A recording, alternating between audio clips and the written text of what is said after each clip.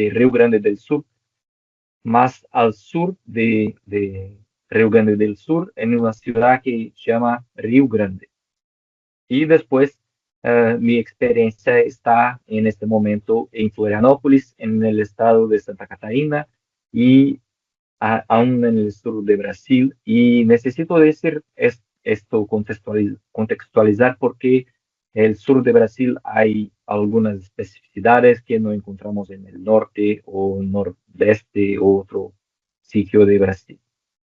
Bueno, mi experiencia ocurrió en tres escuelas en estos lugares. Voy a presentarlas y después a hablar un poquito sobre cada lugar y unas experiencias y reflexiones desde estos lugares.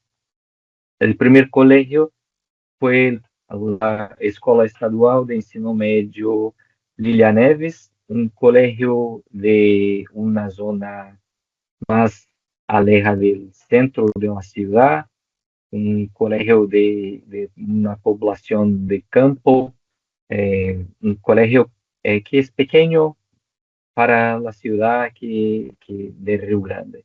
En este colegio dediqué 4 años de mi trayectoria. Mis primeras experiencias como profesor de biología ocurrió en este colegio y fueron unos años de muchos aprendizajes en este colegio, en especial sobre cuestiones de raza, de género y otras experiencias más. Cuando venía a Florianópolis, mi primer contacto con un colegio fue en la Escola de Educación Básica Don Jaime de Barros Câmara, un colegio del sur de la isla de Florianópolis, una población tradicional de Florianópolis, una población más de la isla y pocas personas de fuera de Florianópolis. Florianópolis hay un contexto de mucha migración, muchas personas que vienen de otros lugares, de otros sitios de Brasil para vivir acá y hay unos sitios en Florianópolis muy específicos con muchas personas que son de muy variados lugares en Brasil, y que genera un contexto muy distinto y de variadas cuestiones acá en Brasil. Y el colegio, hoy yo soy profesor de ciencias, la Escola Básica Municipal Donícia María da Costa. Es un colegio de una región más periférica de Florianópolis, una región de algunos migrantes, una población negra muy grande en esta región. Es una región de mucha vulnerabilidad social, económica, y en este colegio estoy hace 5 años como maestro, acompañando niños y niñas desde el sexto hasta el noveno grado de la educación fundamental.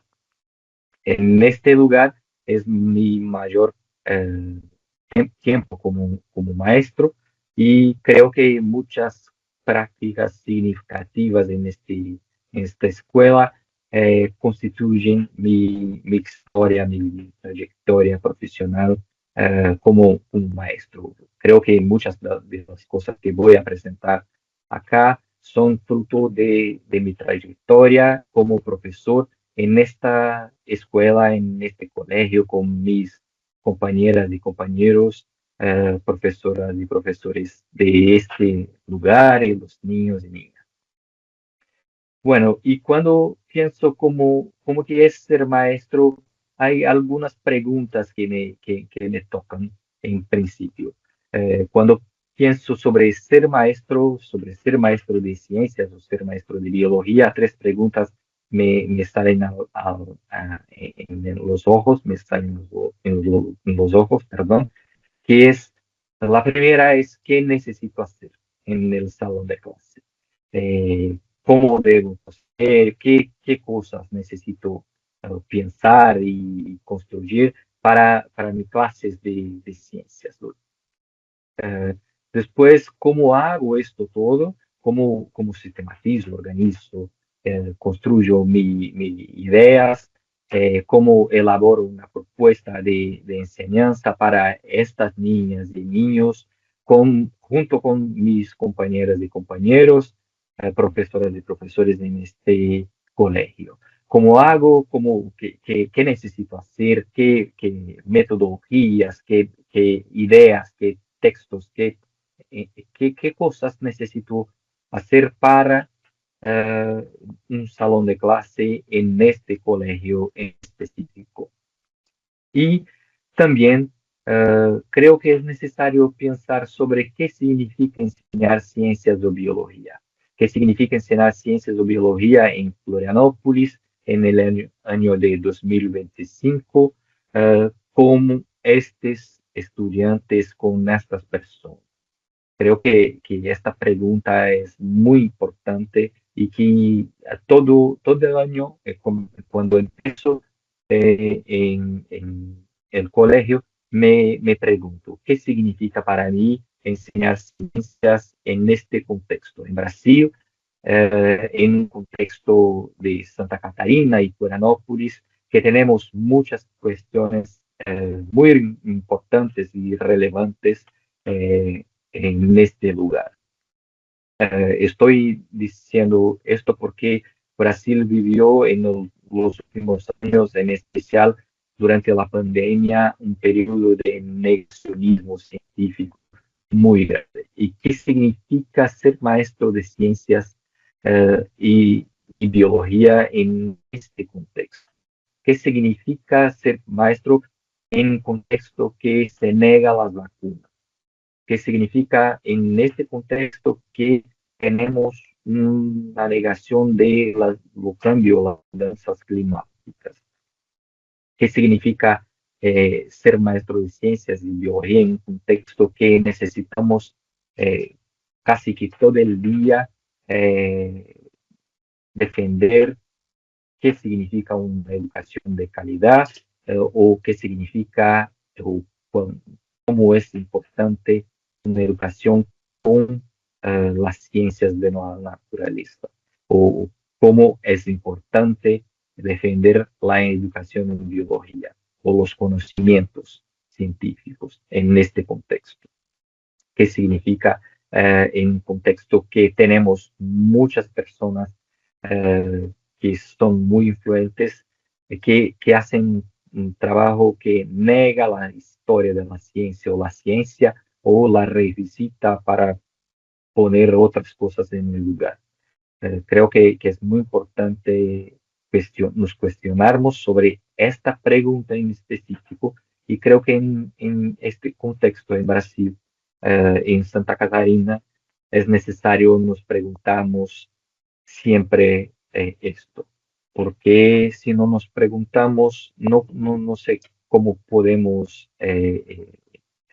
dar una mirada o cambiar este contexto que hoy vivimos de negacionismo en Brasil. Y cuando me pregunto, me hago estas preguntas, eh, en específico voy a unas prácticas o algunas ideas que tenemos hecho en nuestro colegio y voy a empezar sobre algunas prácticas que realizamos allá. Y cuando hablamos sobre ciencias o biología, voy a traer algunas prácticas en específico sobre la idea de los cuerpos humanos, sobre cómo que trabajamos en nuestro colegio sobre los cuerpos humanos en específico. Y voy a empezar sobre cómo trabajamos la idea de los cuerpos o cómo trabajamos sobre la historia de los estudios sobre el cuerpo humano. Creo que esta es una idea muy importante para discutir con los estudiantes, porque cuando empezamos a discutir en el salón de clase, hago esta pregunta. ¿Desde cuándo la humanidad eh, le tomó como importante, interesante, estudiar o conocer sobre su propio cuerpo, desde cuándo. Y la eh, la primera frase que me contestan es el periodo de renacimiento o hablan sobre los europeos. Y sí, es verdad que los europeos contribuyeron muchísimo para el conocimiento científico sobre nuestro cuerpo. Sistematizaron una serie de cosas y todo, y los estudiantes siempre nos contestan sobre los europeos. Los europeos son las personas que primero estudiaron y sistematizaron sobre eh, el cuerpo humano. Y en este contexto, yo tengo unos materiales de trago, unos materiales para reflexionarnos. ¿Será mismo que solo los europeos, solo en este lugar, se miró al cuerpo y se empezó a conocerlo? Creo que es una pregunta importante, interesante de hacer. Y cuando miramos a historia de nuestro país, a historia de Brasil, y regresamos un poco más, regresamos al periodo de la invasión, de la colonización de los europeos acá en Brasil, encontramos algunas pistas de que en Brasil también hay unos pueblos que no eran europeos que conocían sobre sus cuerpos. Y por cómo que afirmamos esto en nuestro salón de clase, porque tenemos unas pistas sobre un estudio acá en Brasil que tomó como punto de partida un diccionario desde el periodo colonial del siglo XVII, que eh, había este diccionario que, que tendría una traducción de partes de nuestro cuerpo, de una lenguaje del pueblo tupí para el portugués. Y bueno, yo y los estudiantes nos preguntamos, mira, si estos pueblos nombraban las partes de sus cuerpos, ¿será que estos pueblos también no estudiaban, no conocían sus cuerpos? Y hay una serie de otras cuestiones que hacían sobre sus cuerpos, de conocimiento, de cómo que hacían una serie de cosas que hoy nosotros hacemos, de salud o de otras cosas más relacionadas a nuestro cuerpo. Y entonces nos ponemos a preguntar cómo que estos pueblos que acá vivían conocían sus cuerpos y que, bueno, no son solamente los europeos, pero también los pueblos originarios de Brasil conocían sus cuerpos, nombraban partes de sus cuerpos y vivían conociendo su cuerpo. No necesitaban del conocimiento necesariamente europeo en aquel momento para vivir o para convivir con el medio que estaba. Y después de este movimiento de miramos a los europeos, miramos a los pueblos originarios, damos un salto un poco más atrás en el tiempo y retomamos al continente africano para pensar, bueno, si en el continente africano, si en África tenemos la momificación como una forma de mantener el cuerpo de unas personas por mucho tiempo preservados, eh, tal vez estas personas también, muchos de los europeos, conocían sus cuerpos y conocían formas de preservar sus cuerpos y conocían sobre la vida, sobre lo vivo, sobre cómo que el cuerpo funciona.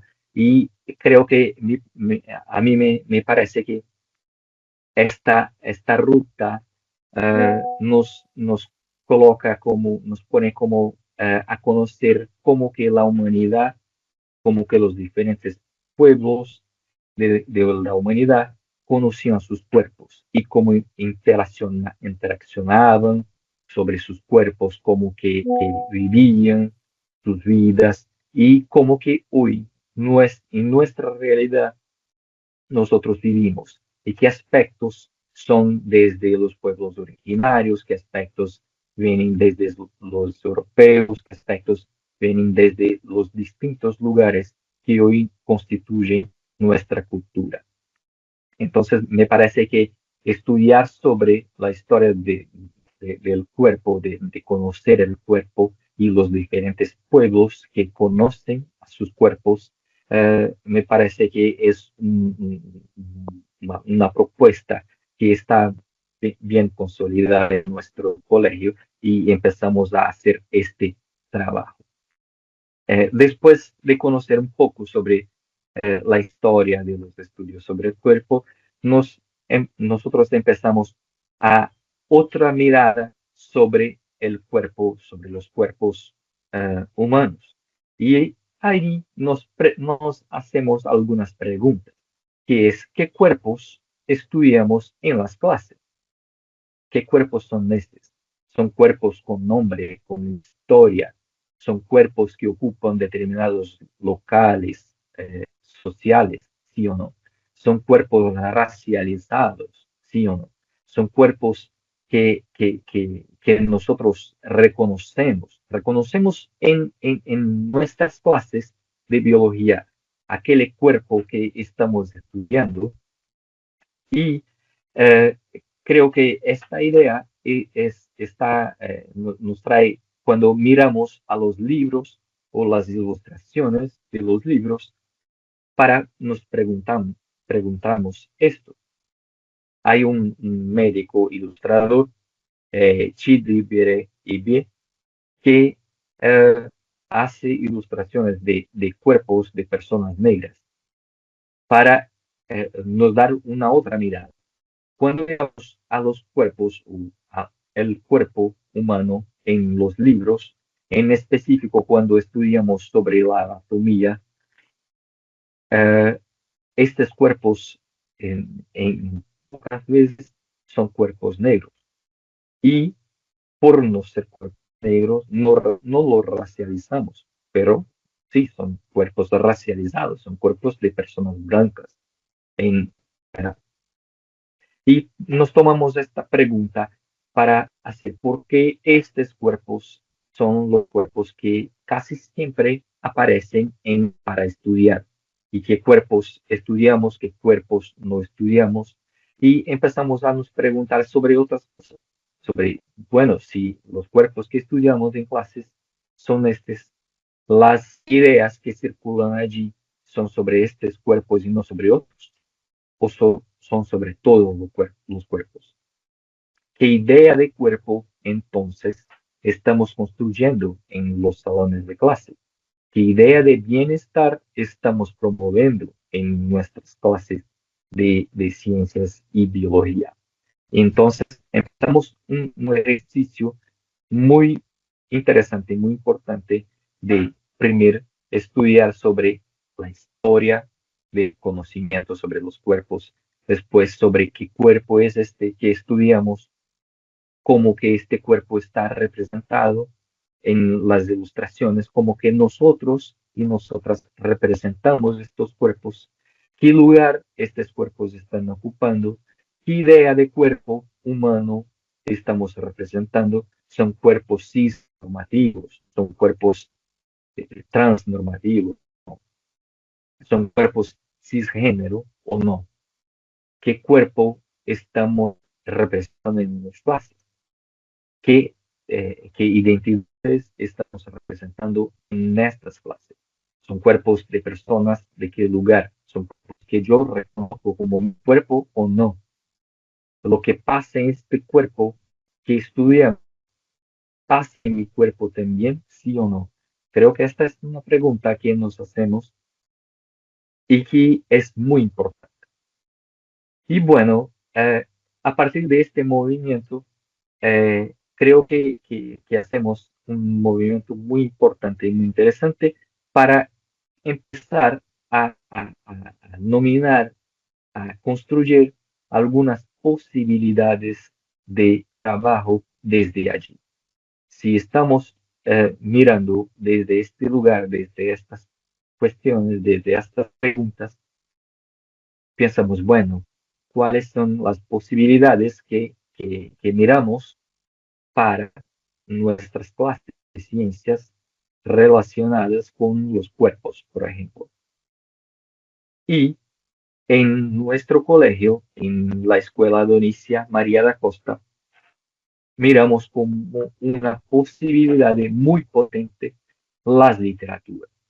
Tenemos hoy en Brasil un programa nacional de libro didáctico, de libro texto, que nos posibilita lanzar mano de obras de literatura que nosotros tomamos como una propuesta para empezar a discutir en los salones de clase. Aquí estoy presentando para ustedes 4 libros que tenemos en nuestro colegio y que elegimos nosotras profesoras y profesores para nuestro colegio. Cada colegio puede elegir sus libros en este programa. Este es un programa de obras literarias en específico. Hay un otro programa para libros prácticos de los componentes curriculares, como ciencias, matemática, geografía y otras. Pero estas obras son obras específicamente literarias. Y cada colegio puede elegir 4 obras para sus niños y niñas. Estas obras, nosotras profesores y profesores, las utilizamos. Y aquí tenemos estos 4 ejemplos. Voy a rápidamente explicar para ustedes que son el primer libro, El Ciudadano Inusual o Ciudadano Incomún. Es un libro que habla sobre un superhéroe, es como que un HQ de Brasil. Es una historia que pasa en Brasil, en una ciudad de Brasil, con un joven brasileño que pasa por mudanzas, por cambios en su cuerpo. Y esta obra es muy potente para discutir con los niños y niñas sobre los cambios que tenemos en nuestro cuerpo, sobre los cambios de la pubertad, desde todos los cambios que promovemos en nuestro cuerpo y los cambios que notamos en nuestro cuerpo. Otra obra es Wangari Maathai y el movimiento del cinturón verde. Esta obra habla sobre la historia de una mujer de África, de Nigeria, que fuera una persona que estaba muy compromisada con el movimiento ambiental, con el movimiento político ambiental y eh, nos posibilita una gran, muy potente posibilidad de discutir cómo nosotras y nosotros nos organizamos socialmente en nuestros grupos, en nuestra ciudad, en nuestro barrio, para promover mejores condiciones de vida. Como un grupo puede unir fuerzas, tomar esfuerzos para cambiar una ruta de degradación ambiental, como este grupo puede se movilizar para construir otro camino para el medio ambiente. Creo que este libro es muy potente para pensarmos con las niñas y niños sobre movilización social, sobre cómo nosotras y nosotros nos engajamos, nos compromisamos con una determinada cuestión que es muy potente y muy importante para las personas de una determinada comunidad y para el mundo. Eh, otra, otro libro es el libro Voces Ancestrales de un autor eh, llamado Daniel Munduruku, que es una persona indígena de Brasil y que nos trae variadas historias narrativas de los pueblos originarios desde este lugar, desde este territorio, y nos permite visionar desde otra manera cómo uno puede si perceber y se relacionar con el medio, con las personas y con los seres vivos. Es un libro muy importante, muy interesante para nos dar visibilidad a otra perspectiva, a otras filosofías, a otras eh, formas de ser y estar en el mundo. Y el último libro que llama Extraordinarias Mujeres que Revolucionaron Brasil, son de historias de mujeres, no necesariamente mujeres de las ciencias de la naturaleza, que contribuyeron para la historia de Brasil. No necesariamente mujeres de Brasil, pero mujeres que acá en Brasil hicieron la historia y son mujeres comprometidas con variadas cuestiones en Brasil. Entonces es un libro muy importante y muy potente para visibilizar diferentes personalidades de Brasil, acá en Brasil, que contribuyeron para la historia de Brasil. Y a mí me parece que nos comprometernos con la literatura, con la lectura, con estas propuestas, nos potencializan algunas de las preguntas que yo me hago, qué hago, qué puedo hacer como profesor, como maestro de ciencias o biología, cómo hacerlo y qué caminos podemos caminar junto con las personas de nuestro colegio. Estos libros son muy potentes para este trabajo que hacemos allá y todo el año hacemos trabajos muy potentes y muy interesantes con las niñas y niños. Y por este motivo, tenemos como posibilidades otros espacios en el colegio. Un espacio, por ejemplo, acá que nosotras en el primer lugar miramos a la obra de Daniel Munduruku y después miramos a la arqueología. La arqueología estudia el medio y la historia de los pueblos que acá estuvieron. Estudiamos un poco de los pueblos que acá en Florianópolis estuvieron a mucho tiempo antes de los europeos, por ejemplo. Y miramos hasta la arqueología para buscar pistas, caminos, marcas y otros señales indicativos de que hubieran otros pueblos acá y que vivieron acá y que construyeron sus territorios, su historia. Otro camino es la lectura, la propuesta de lectura y el uso de la biblioteca escolar como un espacio muy importante y muy interesante para las clases de ciencias. A mí me parece que eh, utilizar estos espacios son muy importantes y muy interesantes porque nos permite pensar, construir juntos y juntas otras posibilidades.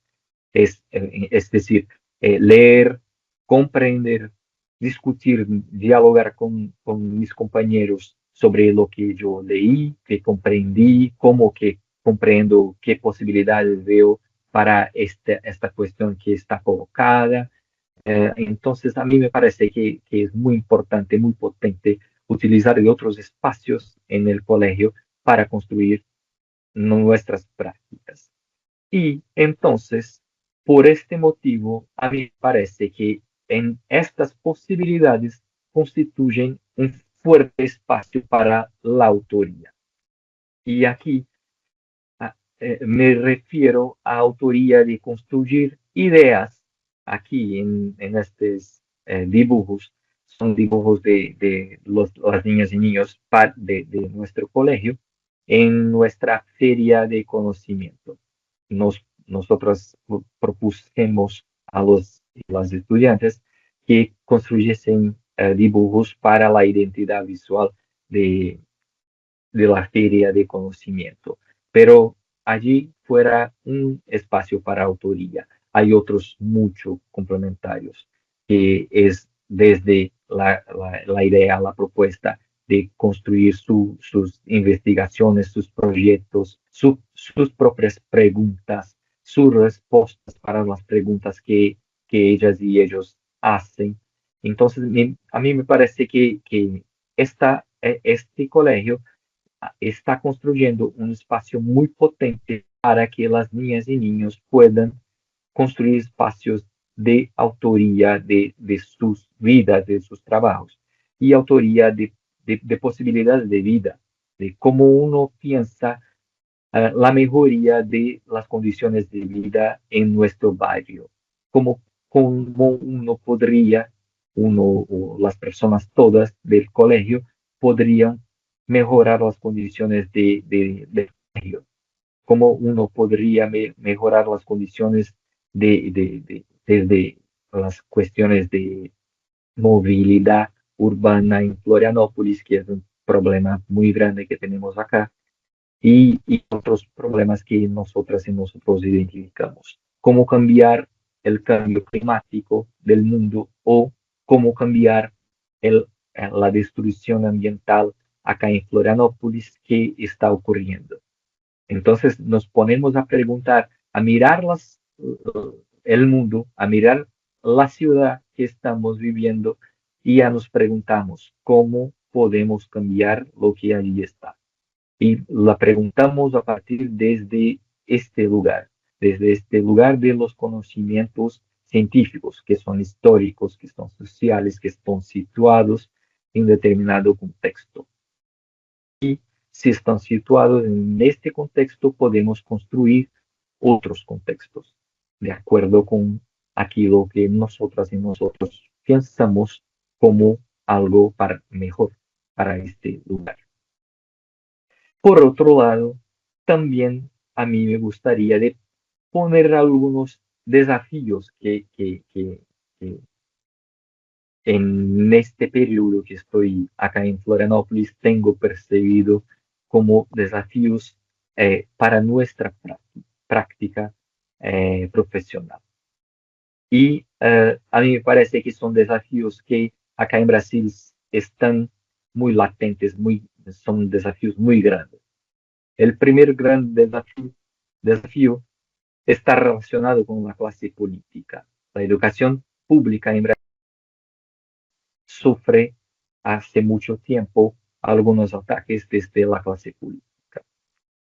Y son ataques relacionados hoy con la persecución de nuestro trabajo. Y si hacemos una discusión de género, de sexualidad, estamos como que en algunas palabras doktrinando o haciendo una discusión que no deberíamos hacer según estas personas.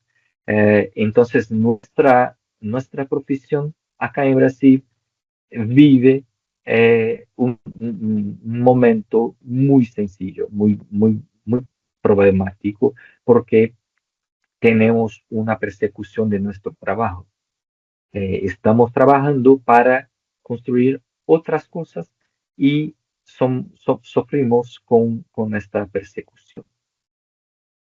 Además, también es necesario puntuar, señalar los intereses de los grupos empresariales de la educación, que en Brasil tenemos como que estos grupos muy relacionados a la clase política, que están casi como viviendo muy cerca de la clase política para inducir la política educacional en Brasil.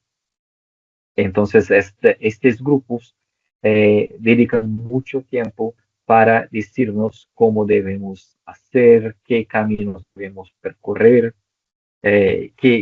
cómo evaluamos, cómo se evalúa la calidad de educación en Brasil, que la calidad de educación en Brasil necesita de un salto, necesita ir para otro lugar. Entonces, creo que en Brasil hay algunos desafíos relacionados a estos tres puntos que son mucho importantes en mi parecer y que en alguna medida acaban que por impactar nuestro trabajo.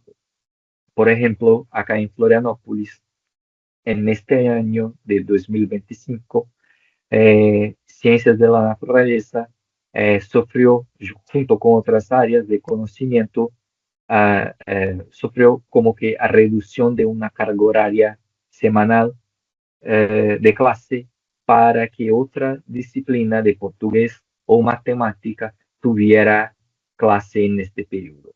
Porque según algunos grupos es necesario que las niñas y niños estudien más portugués y matemática porque la educación en Brasil va mal. ¿Sí? Entonces, me parece que estos aspectos están muy relacionados e impactan en nuestra cotidianidad y que por algunos motivos ni siempre notamos que nuestro trabajo está impactado por estos desafíos que allí están. Bueno, y para caminar un poco más, gustaría de hacer algunas reflexiones sobre o un poco más, tres preguntas en esencial. La primera pregunta que nos hago es cómo nos organizamos para defender los derechos relacionados con la educación pública de calidad. Y cuando hablo de los derechos, estoy hablando de los derechos de las niñas y niños de educación, los derechos de una educación en ciencias, de conocer a los conocimientos, de tener acceso a los conocimientos, pero no solo esto, pero también un acceso a conocimiento de calidad, a conocimiento que pueda contribuir para la transformación, para el cambio de las desigualdades sociales. ¿Sí? Porque si la educación no tiene este poder de cambiar las desigualdades que estamos haciendo nosotras y nosotros. ¿Sí? Eh, Otra pregunta que me hago es qué significa entonces una educación de calidad y cómo la comprobamos, cómo que la decimos que es de calidad o no. ¿Sí? Porque si miramos a los grupos empresariales de la educación y la clase política, ellos dicen que la educación va mal y va mal porque en las pruebas externas de Brasil va mal en portugués y matemáticas. Y creo que necesitamos construir caminos para definir qué significa esta educación de calidad, esta educación que tiene potencial para transformación social. Y también para nosotras y nosotros, desde este lugar de profesoras y profesores de biología y ciencias, cómo que la enseñanza de ciencias o biología puede contribuir a formación de ciudadanos críticos. Y aquí, en este lugar, me parece que es un aspecto muy importante para nosotras y nosotros nos ponemos a pensar. Como que el trabajo que nosotras y nosotros hacemos eh, tiene potencial para cambiar la sociedad o las personas para estas personas cambiar la sociedad. Entonces, a mí me parece que es muy importante pensar qué o cómo nuestro trabajo puede contribuir a esto. Y creo que ya tomado tiempo o muy cerca de mi tiempo, quiero agradecerles enormemente por la atención y estoy a disposición para preguntas, para eh, una charla. Gracias. Michelle, muchísimas gracias. El control del tiempo es perfecto. De verdad, como maestra también de la educación pública, hay aspectos que son semejantes, pero sobre todo es la certeza de que a partir de la enseñanza de las ciencias, pues se pueden mejorar la calidad de vida de nuestros estudiantes, inculcando desde lo que mencionabas en un principio sobre el contexto, sobre incluso esas dimensiones históricas y filosóficas de las cuales pues empezabas a hablar a partir del reconocimiento del cuerpo humano, eh, y desde también la enseñanza contextual, diría yo, que es muy importante porque beneficia de alguna manera el objeto de estudio de la ciencia y pues nuestros estudiantes, al ver tantas posibilidades de aplicación, incluso en su contexto inmediato, pues tienen otro nivel de valor y de significado. De verdad, muchas gracias. Muy agradable, sobre todo porque uno siente que lo que uno vive aquí en Bogotá, en un contexto de Colombia, también con otras necesidades y otras particularidades, sí tienen unos puntos de encuentro y pues de diferencia con relación a lo que mencionas. En este momento vamos a tener espacio para aproximadamente 3 intervenciones, incluyendo pues algunas reflexiones o de pronto alguna resolución con relación a las preguntas que Michelle presentó como cierre. Entonces, se abre el espacio para quien quiera hacer la intervención.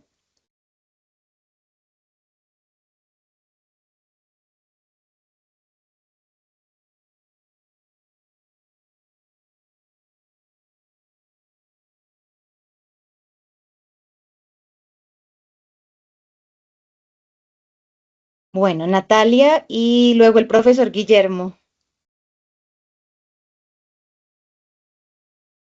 Hola, buenas tardes para todas y para todos. Michelle, me encanta saludarte de nuevo y pues escucharte de nuevo en este tema tan interesante que has venido trabajando tanto en la escuela como en la universidad. Me parece que es un trabajo muy, muy chévere. Incluso lo charlamos cuando estuviste por acá hace un par de años y justamente suscitó también algunos trabajos que se realizaron en el grupo de investigación enseñanza, biología, enseñanza y realidades relacionados con algunas representaciones sociales y también como digamos, las concepciones del mismo sistema, ¿cierto? Ciertos sistemas, el sistema digestivo y demás en los libros de texto.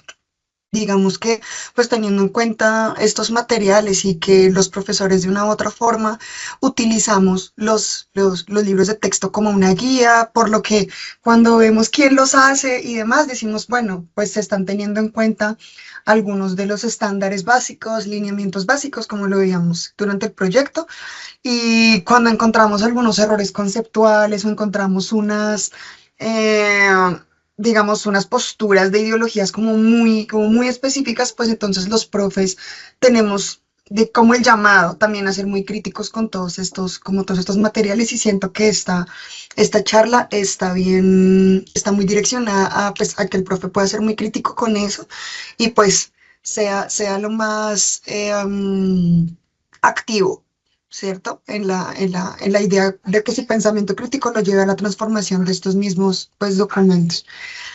Esto te iba a preguntar, em, tú también eres profe de pregrado, ¿cierto? De universidad. Estás en colegio. Sí, solo en colegio. Ay, no te escucho, no sé si soy yo. Ahora sí, ahorita sí. No solo en colegio, María Natalia. En colegio. Listo, entonces esto, ¿cómo han tomado tus colegas, los profes? Pues porque también comprendemos que este gremio es un poquito difícil a veces para, digamos, flexibilizar, sobre todo con lo que ya salimos de la universidad, flexibilizarlo es un poquito difícil. Entonces, pues a mí me gustaría saber la experiencia de cómo te ha ido con eso, con tus compañeros, cómo ha sido la apertura y pues asimismo cómo más o menos que se han pensado dentro de la escuela para, pues para implementar propuestas de este tipo.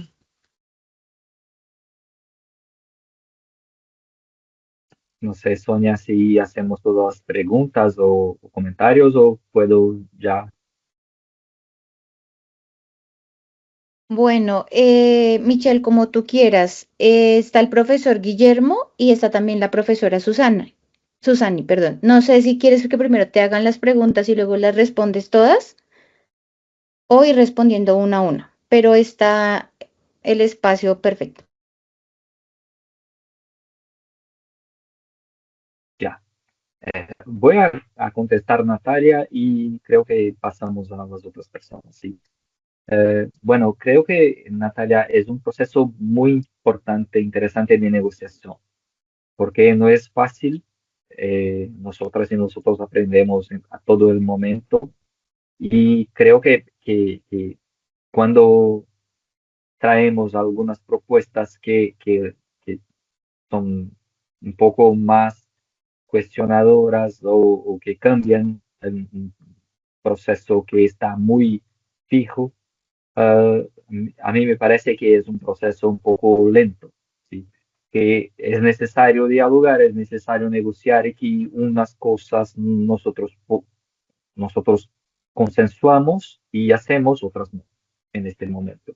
Y en otro momento traemos nuevamente y vemos cómo queda, ¿sí? Porque creo que es un proceso muy sencillo y un proceso muy largo de negociación, porque uno necesita comprender qué es esto que Michelle está trayendo acá, qué propuesta es esta y qué lo que me siento también confortable de hacer, lo que no, lo que va Michelle a hacer, lo que otro maestro va a hacer. Y bueno, creo que es un proceso que necesita negociar obligatoriamente, porque no necesariamente todas las personas ah, están seguras de hacerlo, ¿sí? Entonces creo que es un proceso muy importante de hablar, pero también oír los compañeros y compañeras para perceber cómo podemos avanzar, ¿sí? Porque creo que es importante, es importante. Gracias, Michelle. Bueno, pues en principio agradecerte, Michelle, por haber aceptado esta invitación.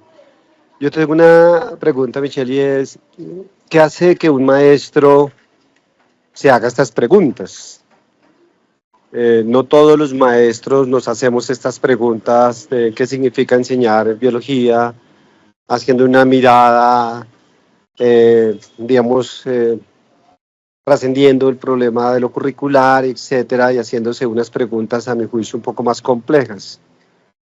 La pregunta es, ¿qué hace que un maestro se pregunte eso en ti, por ejemplo? ¿Qué es? ¿Es la formación universitaria? ¿Es la escuela misma? ¿Es tu propia vida como sujeto? ¿Qué es?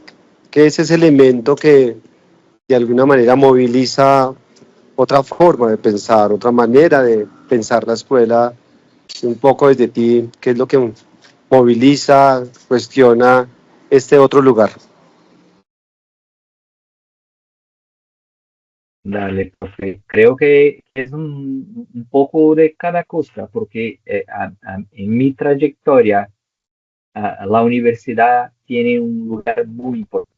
Entonces, una parte de estas preguntas son necesariamente construidas en este lugar desde la universidad, desde los grupos de investigación, de mi maestría, de doctorado, pero también mi movilización en la unión de profesores, de maestros, también me hicieron me cuestionar junto a otras compañeras y compañeros estas preguntas. La movilización en la defensa de los derechos de los maestros y maestras me hicieron hacer algunas de estas preguntas. Y creo que acá en Brasil, por lo menos en las escuelas que yo trabajé, eh, yo he encontrado personas que también se preguntan cosas y creo que es un espacio muy potente para nosotras y nosotros charlar y nos preguntamos cosas.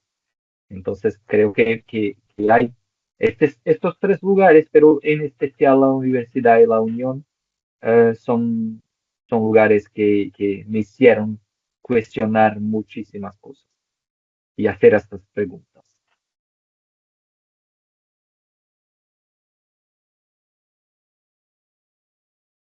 Profesora Susani. Sí, gracias.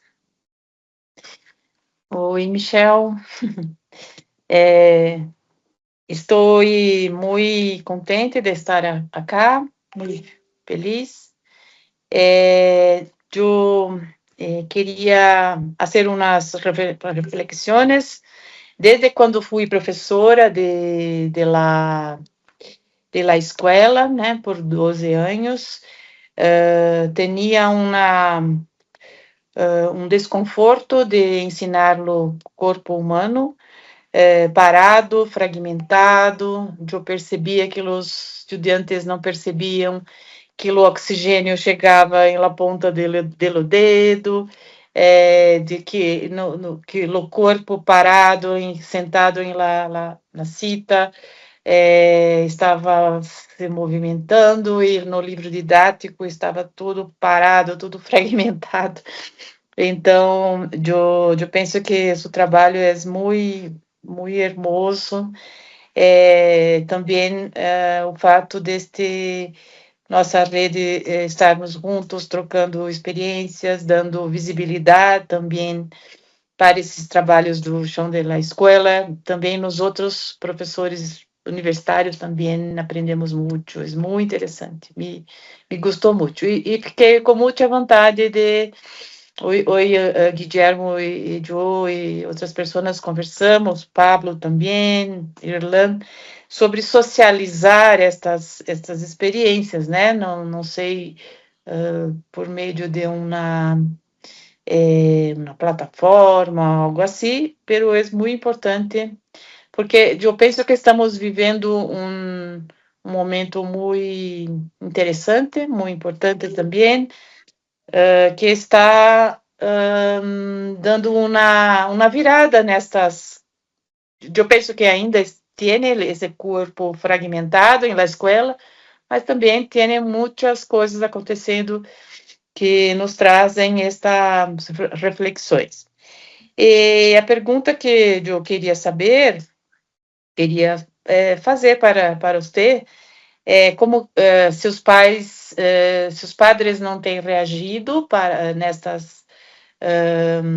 sua intervenção, porque sabemos que há muita gente em Santa Catarina que é muito contra o ensino dessas coisas, né? E há muito racismo também.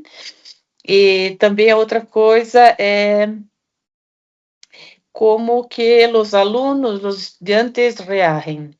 Como é que, se você tem feedbacks um pouco mais... Queria ouvir um pouquinho mais de ti. Graças. Saudades. Gracias, saudades también. Bueno, con relación a las familias, a las personas que son responsables por las niñas y niños, hasta hoy solamente una vez que me preguntaron sobre lo que yo estaba haciendo, y no fuera de esta manera como de una manera acusatoria o persecutoria, de persecución, pero sí de una manera de intentar comprender lo que pasa en mi clase. Yo veí que mi hijo estaba estudiando sobre el cuerpo y a mí me parece, me toma que estudiar sobre estas cosas, está como que incentivar a mi hijo a hacerlo o no y todo. Y a mí me tocó oír y la directora de colegio también. Y después me pasé a explicar, a intentar explicar lo que pasa, por qué yo estaba haciendo lo que estaba haciendo. Y la madre me contestó, ok, vale, yo comprendí, está bien, no está de una manera a incentivar a mi hijo a hacer una cosa u otra, pero a mí me parece bien. Entonces creo que una parte de estos padres y madres eh, tienen deudas con relación a lo que se hace en las escuelas. Y como no tienen certeza, no están seguros de lo que pasa, eh, lo que se dice por allí, algunas personas, lo que se oye en las redes sociales es que los maestros están doctrinando los niños y niñas. Por lo tanto, creo que una parte es intentar explicar.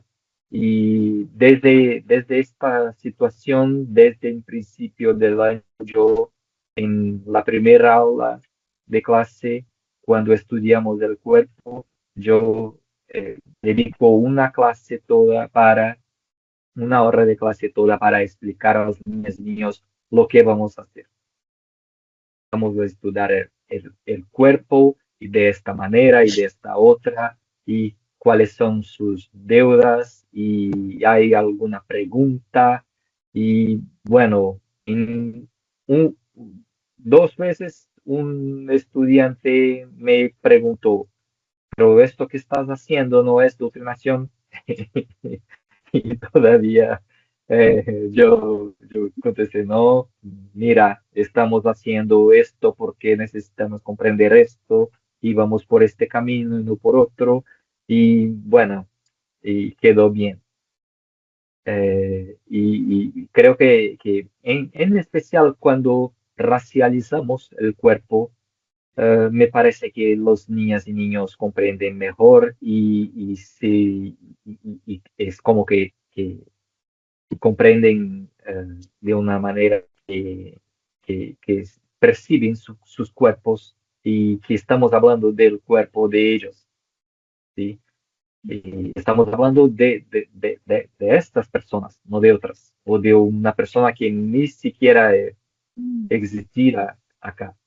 ¿Sí? Entonces creo que estaba como que comprender un poco lo que pasa y este año en especial me tomó una chica en el 9º grado, me preguntó, profe, este año vamos a proseguir el trabajo sobre el cuerpo humano desde el año pasado y, y a mí tuvo que decirle que no, que bueno, aquel trabajo se quedó allá y este año vamos a dialogar sobre otros contenidos, otras cosas de ciencias de la naturaleza, que no aquellas cuestiones, pero que a ella le gustó mucho. Le gustó mucho pensar lo que elige para comer o para beber y como que si elige y cuánto cuesta una comida, cuánto cuesta los alimentos y bueno, fuimos las compras y verificamos los precios de los mantenimientos y todo más. Y a ella le gustó mucho y me dijo que le gustó y que quería hacerlo una vez más.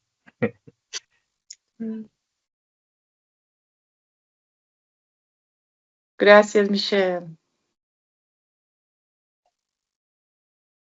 Bueno, muchas gracias a todos. El profe Eduardo, bueno, si alcanzamos. Profe Eduardo, una Siempre, intervención corta.